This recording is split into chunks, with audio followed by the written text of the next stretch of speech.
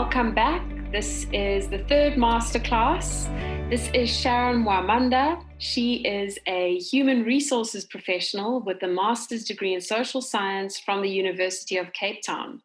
She has a background as a talent acquisition manager in the IT sector and a human resources consultant in tourism and the social sectors. She has worked in Kenya, South Africa, Tanzania, and the USA. She is currently part of the LifeCheck HR team, focusing on HR and recruitment, and she's the founder of Career Key, an organization focusing on helping graduates and young professionals develop skills that prepare them for the working world. Welcome back. Thank you, Janine. Today, we're going to talk about the very important aspect of human resources and everything that goes with that, contracts in particular. So I'm going to be sharing my screen with you. The masterclass for today is going to cover the following subtopics. We're going to look at the different types of employment contracts from longer term to shorter term. We're going to look at what are some of the basic things to look out for when it comes to exploitative contracts. How do we negotiate remuneration? What are the basic tenets of labor law and what to look out for? Is it important to join unions at work? And if so, what to look out for there? And then the last case, resignation, when to resign, how to resign, and when one should do that. Yeah. So let's move straight into the different types of employment contracts. So these are all the questions that we have. And firstly, when we look at the different types of employment contracts, how does it work? How will I know when I should take a short-term versus a long-term one? And yes, how does that work, Sharon? Great question, Janine. And I think the question about whether to take up a short-term or long-term, it really is dependent on you and what it is exactly that you're looking for within your career. So I'll give you an example. For some people, a short term is what works for them at this stage. If they're thinking about just getting work experience and then potentially going back to further their studies. So for example, I once did a 6-month contract, and that's all I was looking for when I just graduated from my undergrad, because I knew I wanted to go and do my honors the following year. So a 6 months is what worked for me. And then when I finally completed schooling and wanted to now really immerse myself in the workspace, then I preferred to look for a long-term contract. So it really is dependent on, the first thing is, what are you looking for? And never be afraid to really go for what it is that you're looking for that suits you at that time. So whether it's short-term or long-term, and that's where I would start to then focus my energy. So if it's short-term for a specific reason or long-term because you want to now start to really immerse yourself in the workspace, then get into that. In terms of how short-term contracts work, so those are multiple layered. You could be an independent contractor, which means that you're not necessarily fully employed with the company, but rather you're just contracting your services out. For example, companies do this sometimes when they just need you to work for a seasonal job. So let's say in the tourism industry, if we know that in December or Easter holiday, things pick up, they potentially hire independent contractors to come in to help them with the influx of bookings and calls that happen in that period. And then after that, they go back to their lean workforce. So that's an example of sometimes an independent contractor relationship. Independent contracts can also then be terminated at any point. So it's not a long-term commitment from your employer, but rather we just need you for this short-term period. You're not a full-time employee, so you're not really accessing the benefits that the full-time employer would have. And it really is just a seasonal thing. And then, and then the contract will end. Or you could also go for a fixed-term contract. And this one is a little bit more legally binding with the company. So for example, if you're on a 3-month contract, you are actually employed like a full-time employee, but on a 3-month fixed-term contract, or a 6-month contract, for example, or an 8-month contract, or a 12-month contract, but it does have a start date and an end date. Long-term contracts, however, don't have a start date and an end date. They only have your start date. You're a permanent employee, you access their benefits, and you work for as long as you want to, or as long as the employer does want you to. One thing I would pay attention to, however, in any of those contracts is that there are probation periods, which is something that you should always look out for. So how long is your probation period? A probation period is really just the time where you and the employer are actually looking out for, is this job the right fit? So it's a time when they're really trying to see if you can meet the demands of the role, but it's also for you to see, does this company actually align with what I wanted to do? Is this role something that's enjoyable? So one thing I always tell anyone is that this is a mutually beneficial relationship, right? You have a skill that the employer wants, and you have a skill the employer wants, and that's why you're joining their team. But the employer also maybe has a role or something that you also need, right? And you're also getting paid for your services. So ensure that even in the probation period, it's not just for you to really just pass the probation, but it's also a time for you to hold that power of saying, is this the right company for me? And make sure that you pay attention to, is it a 6-month probation period? Is it a 3-month probation period? Is it a 1-month probation period? Because during probation, your notice period in terms of when you can part ways, as well as the fact that you still need to perform to certain standards, will always be upheld until you pass probation and are then a permanent employee. That's so interesting and important to know, the probation period, and that there can be different lengths for various companies. When it comes to 6-month contracts, we have all heard of a friend or somewhere along the line where they keep being re-employed on 6-month contracts because the company does not want to engage in everything that comes with employing somebody permanently. How long can this actually legally go on for?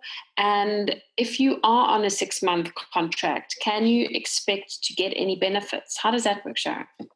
Yeah, great question. And you're so right, Janine. I think this is the part that's very tricky, and not a lot, but sometimes employers do try and continuously just extend the contract, but obviously don't want to give you a permanent role because sometimes it saves them from giving you the company benefits and things like that. So it's very important for you to also know your rights. And I would encourage that the Labour Law Department has a brilliant website. If you just type in South African Labour Law, the first one on Google generally is that one. You can read all about this. So what is your legal rights around these 6-month contract extensions? So a company can only extend your contract by one other 6-month contract. So after 12 months, if they need to renew it again, they would need to offer you a full-time permanent contract by law. They cannot keep on renewing it and renewing it and renewing it just for the benefit of them not committing to a full-time employment contract with you. So it is your right that if they want to renew your contract for another 6 months, they can do that. But if they want to renew it again for another 6 months, they will have to then offer you a permanent or full-time contract. So you're welcome to just maybe have a discussion with your HR department and ask them around, if you're extending my contract again now for the 3rd time, I understand that I should be offered a full-time contract, and then you can discuss that. That is for the same role repeatedly. However, if they're now offering you a 6-month contract in another role, then they're well within their rights to do that. So for example, if you're offering me a sales contract for 6 months and then you renew it for 6 months, that's fine. If you try to renew the same sales contract in the same role again for another 6 months, then that's where you can actually just have a discussion with your HR team to ask why, because that, again, by law, they cannot keep on renewing it. But if they offered you a 6-month contract in sales, and then the next 6 months, they offer you a 6-month contract in marketing, and then the next 6 months, they offer you another one, let's say in the IT team, then they can actually do that because now those are different roles. And maybe it's because they just need your skill set in those specific different teams. So for that, they're well within their rights, as long as the role is changing and the remuneration is changing. What important information to know when you're graduating. I think this would have changed all of our lives had we known it at the beginning. So this is really important information. Keep it in your back pocket. And again, these notes will be available afterwards. And now moving on to the not so fun part, exploitative contracts. What are signs to look out for? When do we know that a company has actually violated their employment contract? And what action can the individual take? Yeah, that's a great question, Janine. And there's so much that, again, just knowing your rights can really save you from. So the things to look out for are, the number one is where you should double check under your remuneration, right? Can a company within their rights just reduce your remuneration at will? that's something that I would double check and query as to why, because I understand, let's say if a business is going through financial difficulty, however, with some contracts, you find some businesses say they can just reduce your remuneration with no reason. I would definitely check that. And I would definitely avoid companies that do feel that they can just do that, because part of your rights, of course, is that your remuneration is protected unless, of course, there is a valid reason. So that's the one thing that I would look out for. Second of all, what I would look out for is a company that says that you should be available to work overtime at any point. It is important for you to also know your rights around this. So ensuring the best thing I think would be that overtime is remunerated because by law it should be. So you should be paid for working overtime. So if it says that overtime is unpaid, I would generally stay away from that kind of contract, because then you'll find yourself working from Monday to Sunday, but only earning a salary for someone that works from Monday to Friday, for example. Or you'll find that you're working really long hours. So not just 8 to 5 o'clock, but maybe working 8 to 7 p.m. and not getting paid for those additional overtime hours. So also ensure that your overtime is paid because by law it should be. And again, on that labor law website, which I can share a link with you later, it does show that you should be remunerated for overtime, and it actually says by how much you should be paid for overtime on a Saturday or a Sunday or a public holiday, for example.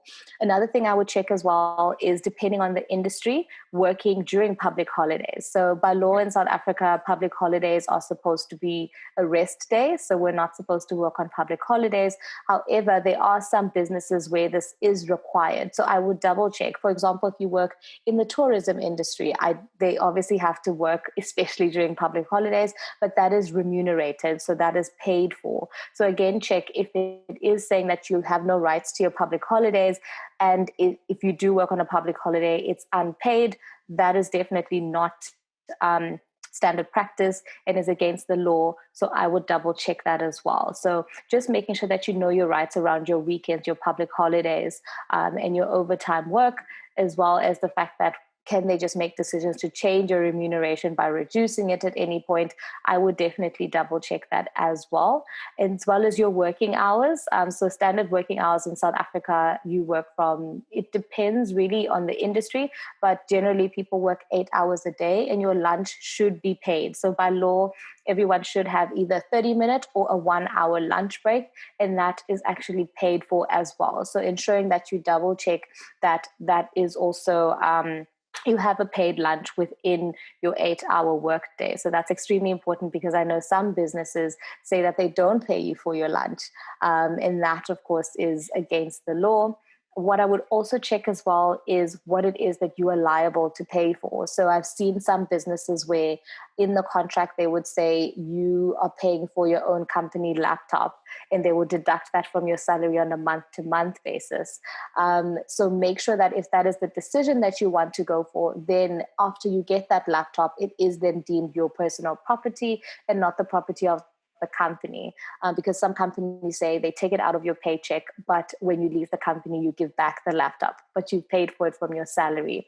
So small things like that, where you find that the employers are trying to make as much take as much of the money back from you, I would just double check that. So if they are making you pay for the laptop or the cell phone, for example, then ensuring that you have a separate document that you sign to agree to say that it will become your personal property. That it will become your personal property after you've paid for it. I would also double check maternity, paternity leave. That is extremely important, because by law, we do have specific leave that is set aside for paternity as well as for maternity leave. And depending on where you're at within your number of years of employment, that will either be unpaid or paid. However, the bottom line is that you should at least be allowed to take the time off. So making sure that you double check that as well, and ensuring that if you do take maternity leave or paternity leave, you can still come back to your employment. I've noticed that some companies, especially for women, after maternity leave can make decisions to say they no longer need you at the workspace.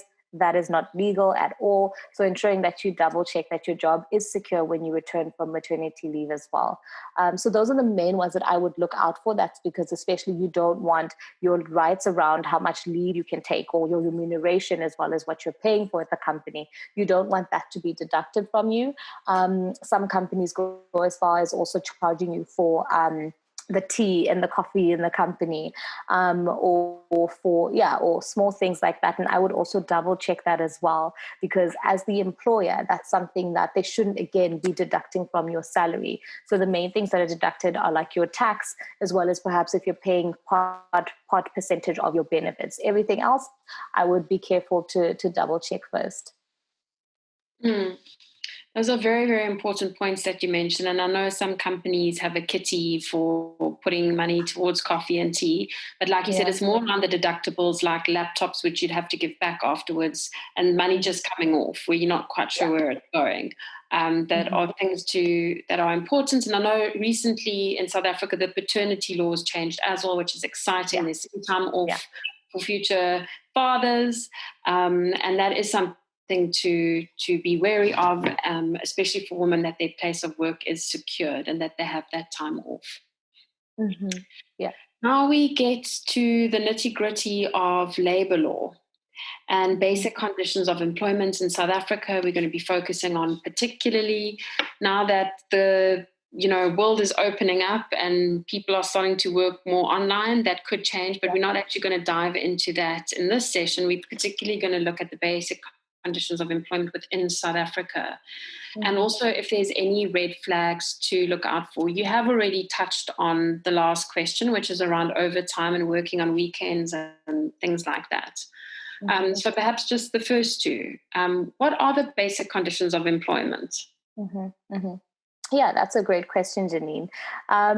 So I think what you would specifically look for, especially when you're looking at the basic conditions of employment, is number one, your paid vacation leave. Yeah, that just talks about knowing your rights just around how much leave you can take, so your annual leave and how many days that is. So the bare minimum that a company should offer you is 15 days of paid annual leave, which you are allowed to take at any point in time. So you can't be forced to take leave, for example, unless, of course, the company is closing. So, for example, in December, some companies do have to shut down because then, their clients are also on holiday. And then at that point, they might say that that's the best time to use your leave. Other than that, you should be able to use your leave as you want to. Of course, still following company policy around if you have to apply for the leave 2 weeks in advance, follow those rules. But ensuring that your rights aren't violated around the minimum number of annual leave days that you get in every 12 months. So that is 15 days. For a lot of companies that are really a lot more forward thinking these days, you get a lot more than the 15 days annual leave. You get 17 days, 19 days, you get up 20 something days, which is also great, but ensuring that bare minimum as well is stuck to. Same thing goes for your sick leave. So that's 30 days within a 3-year cycle. And that is your right. That's your right around how many sick leave days. So only when you've exhausted your sick leave is when the employer can then maybe say you take unpaid leave. However, if you are off sick and you have sick leave days still left within that 30 days in the 3-year cycle, the employer is not allowed to then deduct this from your salary. So definitely knowing your rights around annual leave, sick leave, public holidays, and we spoke about maternity and paternity leave as well. Also knowing your rights around overtime, which we spoke about a little bit, so we won't dive into that too much. But again, knowing your rights around being paid, especially for working overtime on weekends, so Saturdays and Sundays, as well as your public holidays, knowing your rights to what it is that you're supposed to be paid. So for example, I know that on public holidays and Sundays, you get time and a half. So it's whatever your daily salary is times 1.5. So that's what you should get paid. So ensuring that you double check that, ensuring that there is a log of how the company looks at overtime. So making sure that there is a clause in your contract that actually talks about overtime. Another one as well is the ordinary hours of work. So like I said, generally that is 8 hours with a 30-minute or a 1-hour lunch break, depending on your employer, and that lunch break is actually paid, but ensuring that your company is adhering to the ordinary hours of work. So I know for some companies, they start at 7, there's their shift work, for example. So start at 7 o'clock in the morning or 6 o'clock in the morning, depending on your shifts. But generally, you should know that it is the 8 hours of work that they should stick to. So wherever that falls as well. So ensuring that you are paying attention to that would be extremely important. And then, of course, protection of your rights. So, for example, if you were ever to get into an accident or incapacitated and unable to work, checking that your company actually has a policy around that to ensure that you are safeguarded or protected, or that an alternative role is found for you within the company where you can perform. So I would ensure that I double check that as well, ensuring that you check around night work and what your rights are around that. So ensuring that, you definitely, always look for that in terms of your rights with an employer. Other items that I would also look out for in terms of the basic conditions of employment are things around medical examinations or evidence of age and things like that. You definitely need to just look out for that, because generally most companies, depending on your role, but surely you shouldn't be forced to actually go under specific medical examinations just to get a job. So checking things like that would be quite important around the basic conditions of employment as well. Wow. So interesting. Thank you, thank you, thank you. I think you're going to save a lot of people from potentially stepping into some hot water. Just the knowledge to have this is so important, because then you know what to look out for. Absolutely critical. Yeah. The next part is unions, and whether it is worthwhile considering joining a union at work. And if so, there are different unions around. What should one consider when looking for a union to join? Yeah. That's a great question. And I think in terms of thinking about joining unions when you are within the workspace, I would say that it really does depend. I think it depends a lot, especially on the industry that you're in. So for example, I know, for example, in the mining industry, it's quite important that, people are sitting on the unions in order to really fight for their rights. What I would say about whether I encourage it or discourage it, I really think step one is to do your research in terms of what is the union about, how does it actually help you as an individual or help the industry that you're working in, as well as what are your responsibilities or your rights within the labor union that you are joining. So generally, most employees, I think, are not part of unions unless, like I said, you're in a space like the mining industry, for example, where they really have to campaign for quite a few things, or the public transporting industry.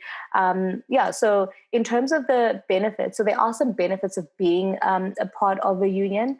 So it's definitely the power to then negotiate employment benefits with your employer. So for example, in some unions, they would negotiate for the specific working conditions or the specific working hours or the payment per hour. So it really gives you a space, a controlled space, where you can then have that negotiation around your employment benefits as well. And this is normally called like collective bargaining, for example. So I would first of all check what is the union, what is the value of being a part of the union, what it is that they're fighting for, how they get their message across, as well as, how they negotiate with their employers, and then make a decision about, is that beneficial to you, or, do you prefer not to sit within a union? And then, of course, if you do find that you want to join a specific union, it's extremely important that you remember that it is voluntary, as well as you need to also let your employer know that you are part of a specific union.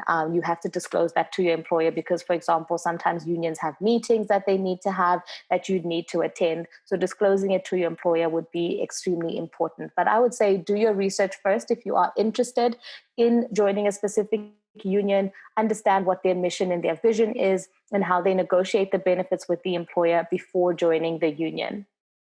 Some really important things to consider. And like you said, certain industries like mining and perhaps government would be essential, whereas others not so much. And research, again, as with everything we've spoken about earlier in our masterclass on CV writing, research is key. Yeah. Ooh, the tricky one. How to negotiate remuneration. And in particular, obviously in Cape Town and Johannesburg, I think most people know the salaries are quite different. In a small town versus a big city, in the Eastern Cape versus Gauteng, also different salaries for the same jobs. And hopefully we are closing the margin on any gender differences with regards to salaries, but there are differences. So how do we negotiate this in a professional manner? And in particular, if it's my first or second job and I don't have so much experience? Yeah, that's a great question. And you're quite right. I think this is a space where you really have to be mindful about how you navigate that conversation and ensure that you have the record to prove, right, to back up what it is that you're asking for. So what I would say the number one thing that you need to do before negotiating your salaries is do your research. Janine, you pointed out something quite important right now, which is to understand the environment which you are working in. So what is the industry? Where exactly where's the business located? So if you are in Gauteng versus being in the Western Cape, whether you're in Port Elizabeth or Durban, the salaries generally do vary actually according to where you live or where your business actually is at the moment. Depending on the industry as well, your salary will differ. So for example, if you're in the advertising space versus if you're in the financial space, you'll find that the salaries are quite different as well. So we just have to be mindful and acknowledge that and really make sure that we do our research. So there's a lot of spaces. So the first thing that I generally do is I go on PayScale. So PayScale is a really good place, as well as I think PayScale and Glassdoor, I think, are the two great places to actually get a better understanding for what are the general salaries within the industry for someone on my level in terms of the experience and the skill set. So it asks you a group of questions, including where it is exactly that you live, what industry, how many years work experience you have, what your qualifications are, and then it will tell you a general overview of what the salary bracket is that people are earning in your similar cases. And that is a good way to start the conversation. So if you feel that you are still way below the market value for what you should be earning within that space, then that's a good way to back it up. Because what I believe about employers is everybody wants data-driven decisions. We would all love, an increase in salary, but if it's not backed up by the data, it makes it difficult for the business to actually have that proper negotiation space with you. So if it is a salary negotiation for a job that you're currently in, one, check PayScale and bring that data with you. Two is also to look at where you were at when you joined the company and what you've achieved so far. So for example, if I've been at this company for a year and every single milestone that was set out for me, I not only met them, but I exceeded them, there's that data already that shows that you are a high achiever and definitely someone that deserves to be remunerated as such. A second thing that I would look at is any additional work that you've taken on. So if you started your role with a job description that had 5 specific bullet points, but by the time December has rolled around or a year has come, you have taken on way more responsibilities. You're mentoring the interns, you are coaching someone else, you are taking on work from your manager and successfully completing it. That's also really good data to show. So you can again take your first job description and also now show what it is that you're currently doing and the value that you're adding, because employers want this data to actually be able to make those decisions. So those are the things that I would say, first of all, to back up the conversation. How I always do it, and I think it's really counted in my favor, is to really prepare your manager or the person that you report to for this conversation by first of all writing a motivational letter. So a salary raise request letter is always really strong. It's just a quick one-pager with this data. So according to PayScale, people in the marketing assistant role like mine generally are earning XYZ salary. Therefore, I would please like to request whether it's a 30% increase, whether it's a 10% increase, whether it's a 50% increase of your salary. Second of all, in the time that I've been here, I've met every single one of my milestones and exceeded them. And you can talk about specific projects that you were included in, that you really drove to completion. You can talk about, I've also started to mentor the interns or train new joiners of our team or take on some of the work from my manager. That really shows that you are stepping up, and give some examples. And then thereafter say, I'd really love if we can have a conversation. Please, can I book a meeting with you? And then at least you've had, the introduction through your letter, and they've read it and they've looked at the stats. And then that way, now when you sit and have the meeting, all you're really doing now is backing up what you've said in your negotiation letter. So that's the best way to negotiate for a salary when you're in a job. I know for some, they want to negotiate salaries before they start a job.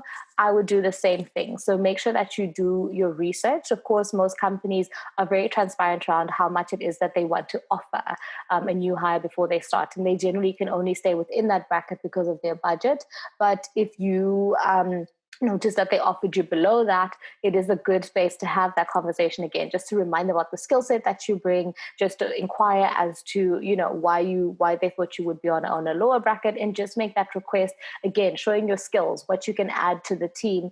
And with some employers, what they've done, I remember in my first job, is they couldn't offer me the amount that I was looking for at the time. But what they guaranteed me was that after 3 months on the job, if I hit specific milestones, they will increase my salary to the amount that I requested. And that made me feel more confident to know that, great, so all I have to do is work hard. After those 3 months, I went back and reminded them, remember the conversation we first had, we signed it. So ensure that they sign it in writing to commit to that. If you meet specific milestones, you will get the salary increase, and they must put the month and the year of when that will be increased. And that counted in my favor as well. Fantastic. So it's really positive and optimistic to know that there is space for negotiation. There's an Yeah. art to doing it skillfully. Again, all of this is underpinned by research. And it's another incentive to really exceed and not just meet key performance indicators at work, because that gives you some leverage when you go back and you negotiate the salary from there. And even in the future job, which I guess brings us to our next point, which is the future job, resignation. How does one know when to resign and under what conditions? And a few concerns that students have mentioned before is that, does a resignation impact my chances of getting a job further down the line?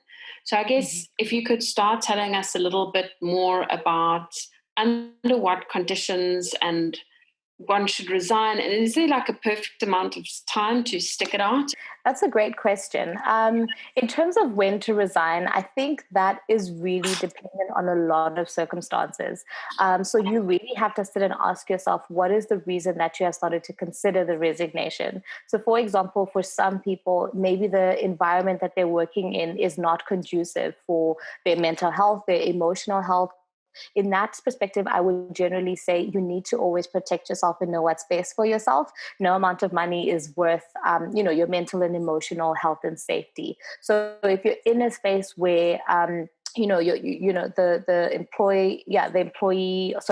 employee relations piece is quite toxic, then I think the first thing to do, and especially it's very important to do this before you think about resigning, is considering having the discussion with your manager. So what it is exactly that you feel is not conducive for your current role or environment, have that conversation with them, bring it to their attention before just deciding to resign. Because sometimes maybe the employer hasn't necessarily known that, there's a toxic space, or known that you are working, such long hours and it's taking a toll on your health. So bring it to their attention in a space where you can have a professional conversation about, what are my suggestions for maybe making this space change. If nothing changes and you've constantly had these discussions, then I would say make the decision for yourself if you'd like to move on. So in terms of that, there really isn't a time space for whether you stay a year, whether you stay 3 months.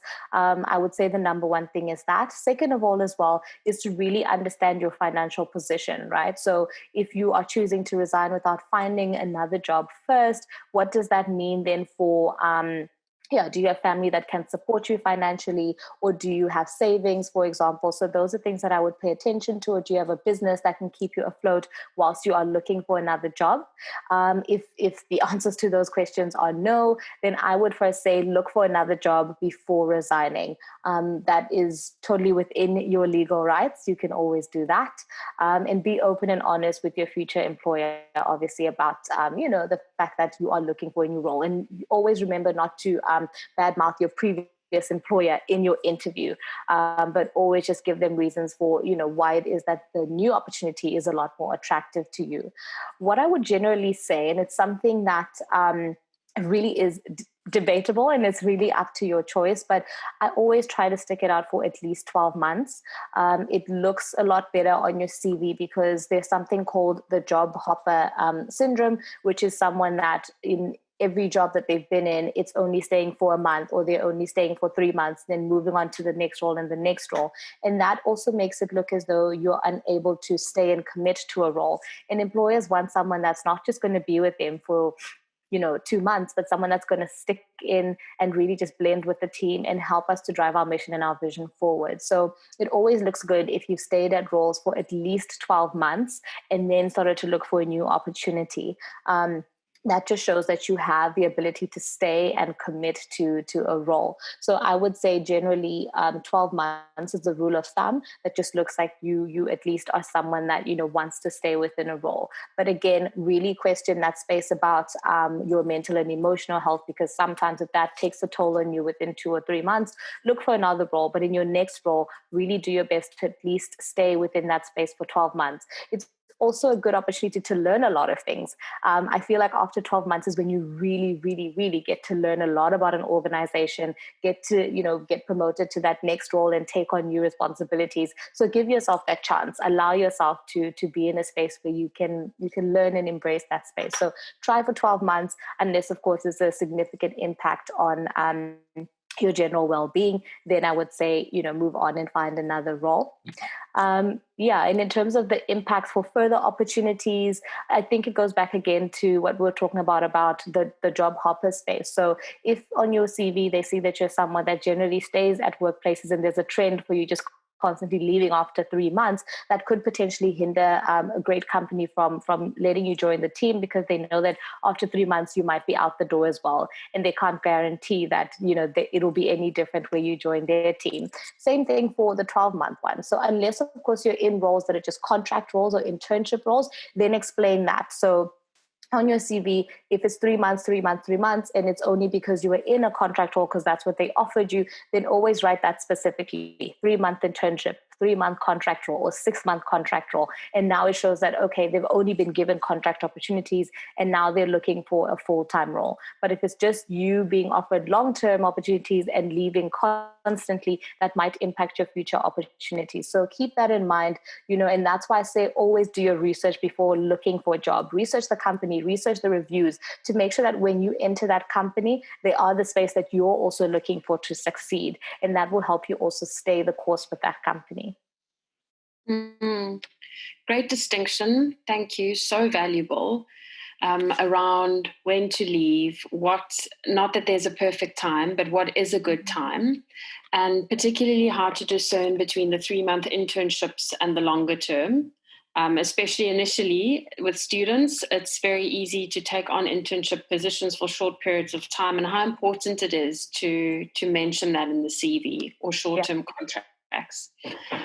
And thank you so much for today. It has been incredibly valuable. You have taught us so much. I feel like you're going to save a lot of the SBF students and alumni from potential heartache down the line, and also just to protect themselves and to know what their rights are. It's so important, and these are critical skills that we're not taught at university or anywhere else.